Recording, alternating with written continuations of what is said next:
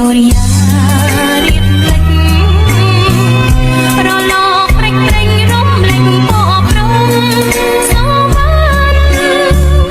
ពពកប្រសិនកាត់មេឃនាពេលសាយយន្តតែនេះក៏លន់លន់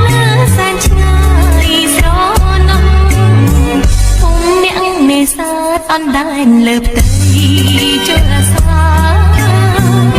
ជំនោសៃហាកណ្ដាលរឿងដើមទាំងអូតែផងនឹងអូនធ្វើខុសស្នេហាយ៉ាងស្ពងតែនៅរូបប្រងបងបងចោលអូនឯកាធ្វើម្ដេចរូបអូនជាកូនស្រីអ្នកនេសាទ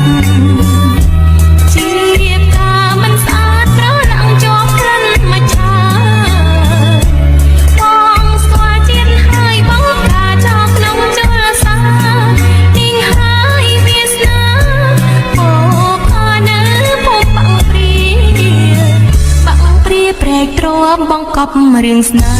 ហ៍អ្នកក្រ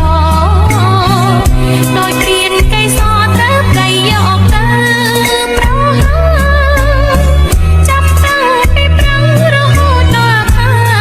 បោសាក៏ប្រុងស្នេហាមិនឃើញយាត្រាវិលវិញ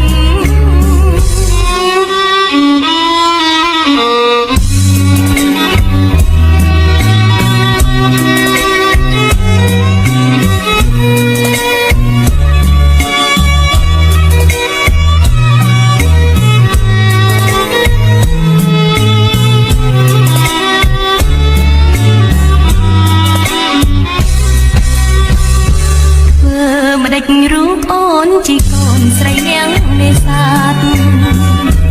ជាតាមិនស្អាតរលឹងជាប់ក្លិនមច្ឆាបងស្គាល់ជាតិហើយបងកាចោលក្នុងជលសា